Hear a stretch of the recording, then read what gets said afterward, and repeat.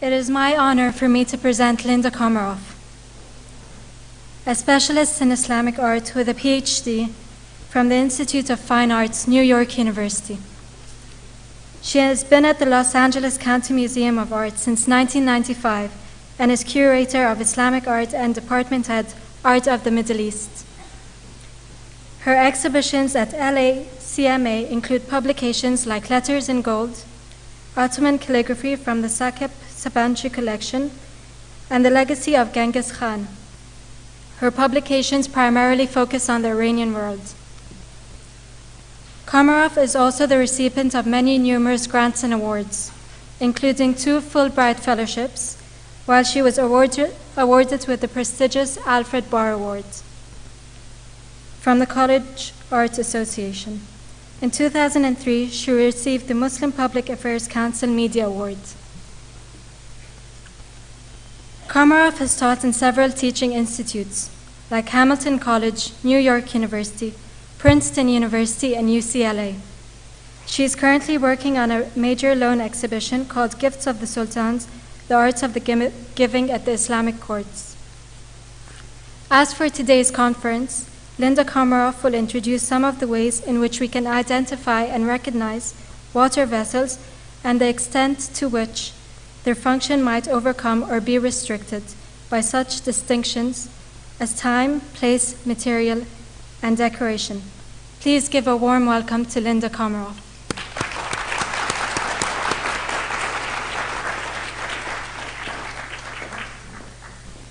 Thank you for that very nice introduction. And following Jonathan's instructions, I'm going to press the escape key. Okay, good afternoon. I'd like to take this opportunity to thank Virginia Commonwealth University and the Qatar Foundation for organizing this conference and for the wonderful hospitality, which makes me loath to return to Los Angeles, where I'm treated in such an ordinary manner. I would especially like to thank Sheila Blair and Jonathan Bloom for thinking to include me among this eminent assemblage of colleagues and for asking me to speak on a topic that turned out, for me at least, to be both interesting and edifying. In the different professional hats I wear, I am always looking for new ways to explain some of the admittedly obscure issues of a somewhat arcane field, so I am grateful for this opportunity to be able to address something so universal and comprehensible as water vessels.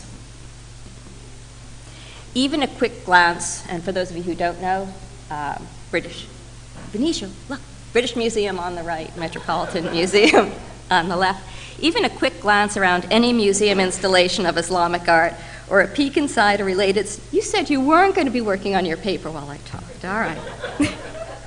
Anyway, a peek inside a related storeroom would reveal a preponderance of vessels of all shapes and sizes representing a variety of media and all manner of decoration.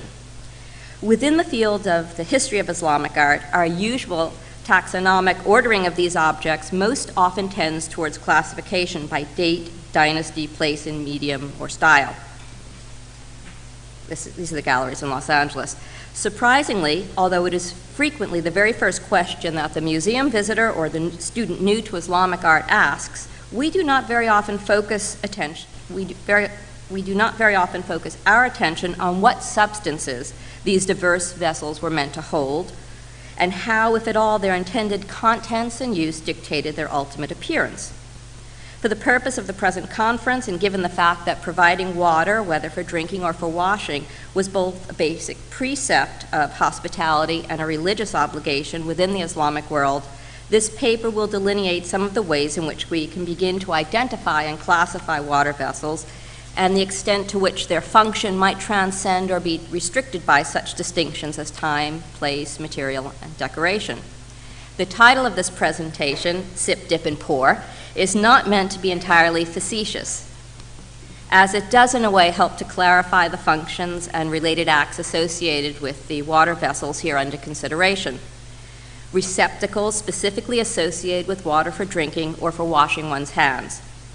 Given the obvious convergences in Islamic societies between secular and religious, I have maintained a very loose organization for this presentation with 2 broad categories of drinking and washing.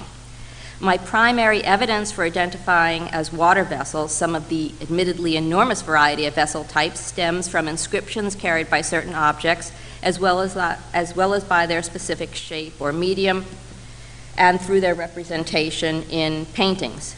But admittedly, as in our own time, bottles, glasses, cups, pitchers, jugs, and jars may not be restricted to a single liquid. I do not feel that my own taxonomy of water vessels is as yet sufficiently advanced to take into strict account all regional and chronological distinctions. Instead, I will begin with some of the largest vessels for drinking and work my way downward in scale. As a final disclaimer, I would note that this is not an exhaustive inventory of Islamic water vessels, but rather a preliminary plunge into a very large pool. And I'm shocked that I'm the first person to do that, but some of the largest extant vessels for drinking water are known from the Iranian world, and perhaps the best known of them, at least to me, is this huge cauldron, which for much of the 20th century occupied its own gallery at the State Hermitage Museum, St. Petersburg. Brought to St. Petersburg in 1935 from the shrine complex of Hoja Ahmed Yasavi in modern Turkestan city in Kazakhstan, it is so large, 1.58 meters high by 2.43 meters in diameter, that a special trunk line of the railroad had to be constructed to move it from the shrine to the main rail line. Until its removal, the cauldron had stood in the main dome chamber of the shrine complex of Hoja Ahmed, and in the early 1990s, the cauldron was restored to the shrine complex. According to its inscriptions, it was made for the shrine on the order of the great Central Asian conqueror Timur, who also ordered the rebuilding and expansion of the tomb of this 11th century Sufi sheikh, which was an important pilgrimage site. Cast in as many as 15 separate parts, the ovoid-shaped vessel rests on a tall, conical foot. All of its decoration, including the inscriptions, was evidently cast in a piece with the individual sections. The inscriptions beneath the rim, right over there, are exceptional for the amount of information they provide, either directly or by inference. They begin with a quotation from the Quran, chapter 9, verse 19. Quote, "God, may he be blessed and exalted, said, have you pronounced the giving of drink to pilgrims and the maintenance of the sacred mosque," end quote. This is followed by a hadith, quote, "Whosoever builds a place of drinking in the course of God's way, may he be exalted, then for him, God, may he be exalted, will construct a drinking basin in heaven," end quote. It then goes on to note that Timur ordered the construction of this vessel, or sikaya, for the mausoleum of Sheikh Ahmed Yasavi on the 20th of Shawwal, 801, or June 25th, 1399. Based on the inscribed citations from the Quran and hadith, it seems likely that the sikaya was intended for providing water for pilgrims to the shrine complex.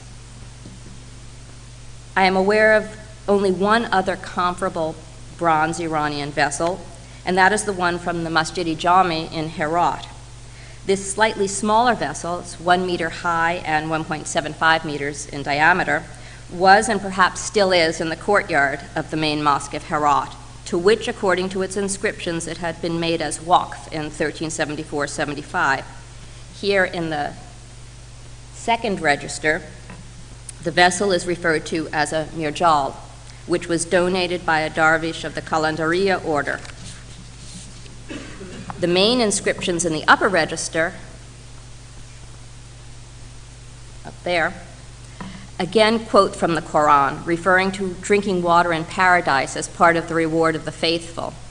Here, the act of drinking water from such a basin in the mosque is by implication akin to drinking water in paradise. Again, the vessel was cast in several sections, perhaps as many as 7, but without a foot. Both of these large and remarkable vessels, however, must have shared a common original purpose as receptacles for drinking water.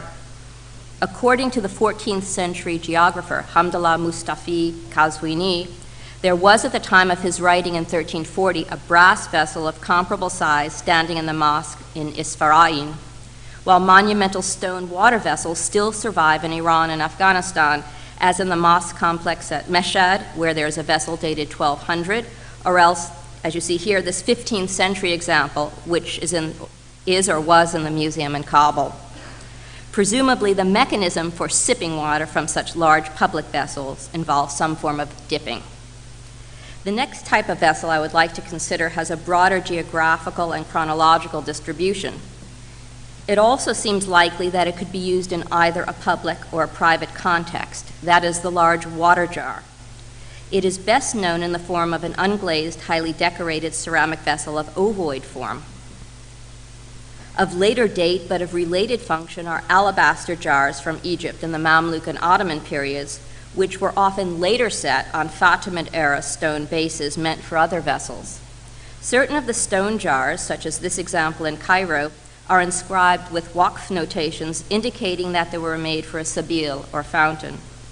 This jar here is referred to in its inscription as a zir, and it was dedicated by the Sultan Kait Bey in the second half of the 15th century. This 17th century alabaster water jar, now in Los Angeles, at least from the time of its arrival in America in 1876, was partnered with a Fatimid stone stand of the type known as a kilga, as can be seen here in this lithograph of the, quote, Egyptian court at the U.S. Centennial Exposition in Philadelphia. The lakma jar, you see again here, once had a hole in the lower section, now closed up. It's right over there. Probably for the insertion of a faucet. It may be that at least some of these stone jars fitted with faucet or spout served to contain water for ablutions. As we know of a waqf document from the year 1010 in the name of the Fatimid Caliph al-Hakim, refers to the purchase of jars for al-Azhar, which were to be set up alongside the cistern and filled with water for ablutions. The kilga, or stone base, of which numerous examples survive, almost all from Egyptian contexts and dating from the 11th through 15th centuries, when combined with an unglazed ceramic vessel, functioned as a receptacle for collecting the water that seeped through the pores of the jar, which it also served to support. Although none of the contemporaneous Egyptian ceramic water jars seem to have survived, there is an account by the 11th century physician Ibn Ridwan, later quoted by al-Makrizi, which has to do with making Nile water potable. According to the physician, once the water had been boiled and purified, it was to be placed in a clay jar and, quote, only what seeps through the porosities of the jar is to be used, end quote.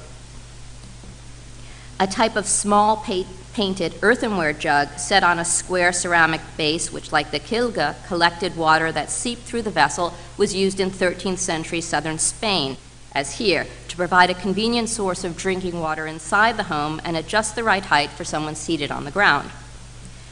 Perhaps a related type of square stand with water jar, here, is depicted in this later 14th century Persian illustration from a manuscript of Khalil wa Dimna. Although the Egyptian ceramic water jars are not extant, or the ceramic ones anyway, a number of examples, both complete and fragmentary, of the type assiduously cataloged by Gerald Reitlinger have survived. These have generally been ascribed to the Euphrates River Valley in northern Iraq and northern Syria, and range in date from the 9th to the 14th centuries. Most bear elaborate applied and molded decoration. My museum is fortunate to have two complete jars, which, like all such examples, would have required some form of support, like the Egyptian kilga, in order to stand upright. Because the vessels were left unglazed, their porosity allowed not only for the filtering of impurities, as noted above, but for evaporation, which kept the water cool. This is something that must have been greatly appreciated, especially given the numerous medieval references I came across regarding the desirability of having cold water to drink. For instance, Al-Ma'mun, son of the Caliph Harun al-Rashid, said, quote, drinking cold water makes giving thanks to God genuine, end quote.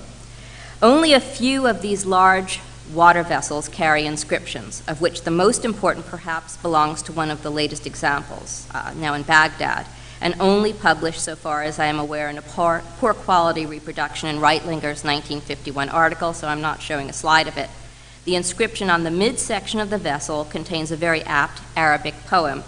Begins, I am a hub of water wherein there is healing. I quench the thirst of mankind.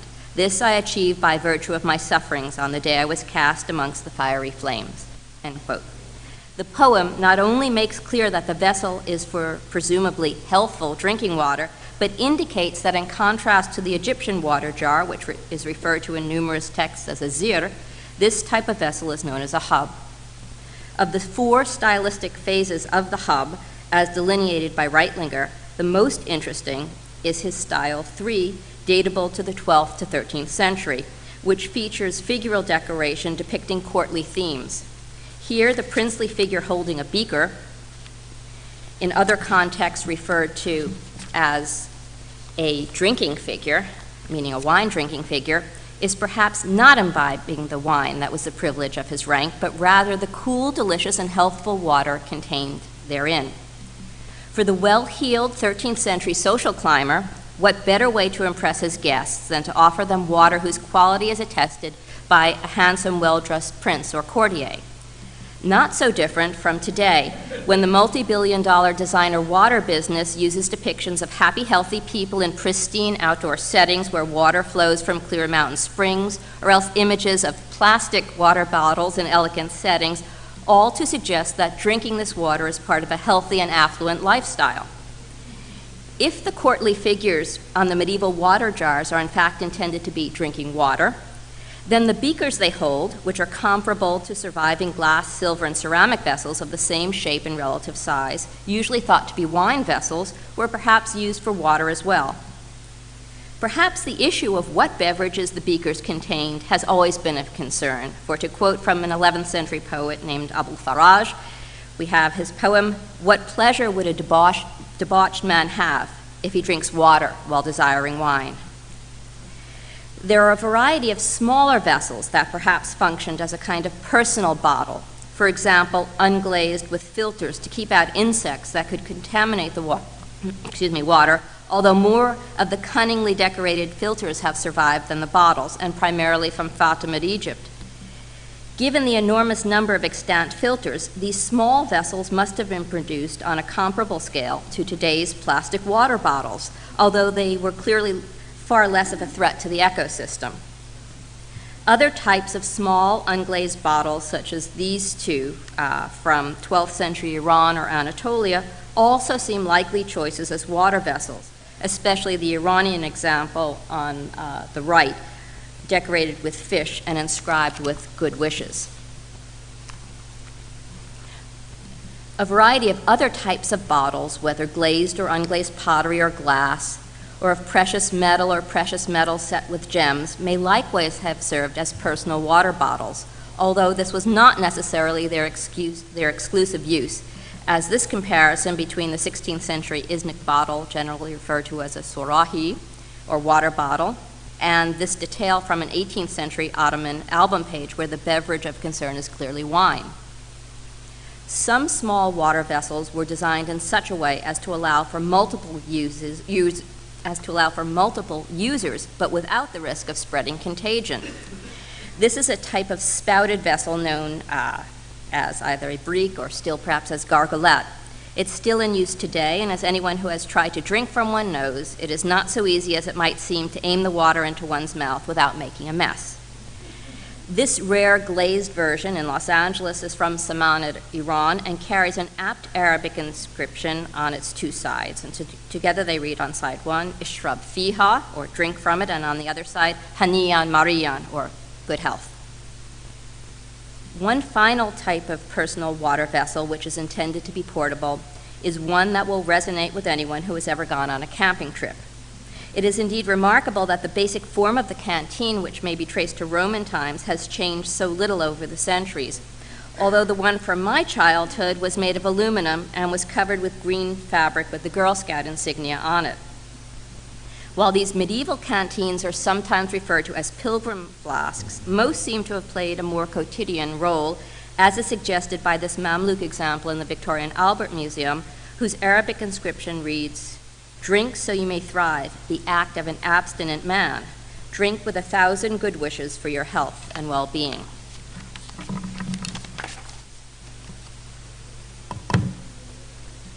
There are large numbers of such unglazed canteens, mainly ranging in date from the 12th to 14th centuries and attributable to Iran, Syria, and Anatolia. A few canteens are glazed as well, such as this 12th or 13th century example in Los Angeles. Some include a foot and a slightly tilted neck so that the vessel can rest on a flat surface, while others were designed to rest upright. All have applied handles which would allow for suspension from a saddle or a belt. They are generally richly decorated, and some examples, as here, are even signed, probably by the mold maker rather than the potter, suggesting that in spite of their simple material, these were still specialty wares. In fact, canteens from the Mamluk period were often decorated with the owner's heraldic symbol, in this instance an eagle with outstretched wings above a stem cup, an emblem that belonged to Emir Tokus Timur, who became governor of Aleppo in 1342. Also from the Mamluk period, but dating to around the middle of the 13th century, is a unique inlaid brass canteen decorated with Christian imagery. Flat on one side and pierced by a conical socket, the canteen was perhaps designed to hang on a post inserted into the socket so that when it was turned by the handles, the water could pour forth. No completely satisfactory explanation has as yet been offered as to its precise function or its patron. However, it was nonetheless copied in blue and white porcelain in Ming China around 1400 to 1430, presumably for export to the Islamic world. The imported blue and white Ming versions of the canteen may have inspired 16th and 17th century Persian canteens, such as these examples, the Mamluk dynasties. One matched pair of brass inlaid with copper and silver, which was found in Upper Egypt, was made for the Mamluk emir Tabtak, whose heraldic device is repeated on each vessel. But perhaps the most famous Mamluk basin, though without its ewer, is the so-called Baptistère de Saint-Louis, which you see here, and which was clearly made for an important member of the ruling elite. The later Safavid, as you see in this detail from a painting, and Ottoman brass or copper ewers seem to have been copied in other materials, either more splendid or humbler, as here, or even imported from China to Ottoman Turkey, as you see on the left, or rendered in enamel in Qajar, Iran, as you see on the right. Before leaving this category altogether, one last type of hand-washing vessel can be noted, and that is the aqua manile, which was known in Europe and the Middle East at least from the 15th century. An aqua manile is a type of ewer, usually of metal, used for pouring water over the hands. It is generally zoomorphic in form and usually has two openings, one for filling with water and the other for pouring. Many of the earliest extant European aqua manile were used in a liturgical context for the ritual washing of the priest's hands, and there are numerous references to such vessels in church documents. The earliest Islamic aqua manile on the left is also the earliest dated example of metalwork from Islamic Iran in the form of a bird of prey, and now in the Hermitage, while the related but slightly later example on the right is in Berlin. Did I mention that's dated 796-97? Probably not. Another bird, this time a peacock, was the model for these aqua manile, probably from Spain. The example at right is exceptional as it carries Latin and Arabic inscriptions, and is from probably the 10th century. The one on the left may be slightly later. Interestingly, the peacock is also used in another one of Al-Jazari's hand-washing devices, as here in a 13th century manuscript of the so-called Book of Knowledge of Ingenious Mechanical Devices. And here, for those of you who want to know how it works, according to the description of the device, the peacock is filled with water. As the water flows into the vessel below, it raises a float that opens a door in the section above, causing the little figure to move forward, offering soap. As more water flows, a second door will open and another figure will move forward, offering a towel. Finally, the dirty water is drawn off by means of a spigot, which I think you can see. Islamic aqua manile were also produced in pottery, such as this glazed, turquoise glazed lion, or one of my favorite pieces in my collection, an unglazed camel. But perhaps the best known example of an Islamic aqua manile is this large bronze group, probably from eastern Iran and now in the Hermitage. With its handle in the form of a lion gnawing on the hump of a zebu-like cow nursing its calf, this remarkable vessel is 35 centimeters in height. And one always forgets how large it is. It is dated 1206, while its inscriptions further supply the names of the makers and the owner. Originally inlaid with silver, this was clearly a specialty item. In fact, Elizabeth Eddinghausen suggests in a forthcoming article, as Elizabeth Eddinghausen suggests in a forthcoming article, the object's movable parts, some of which are still extant, may indicate that this vessel in fact functioned as an automaton or hand-washing device of the type Al-Jazari proposes. Certainly some of these aqua manilae may be related to the bronze fountain elements, of which numerous examples, large and small, survive, but that takes us beyond the parameters of this paper and, more important, the allotted time. So thank you.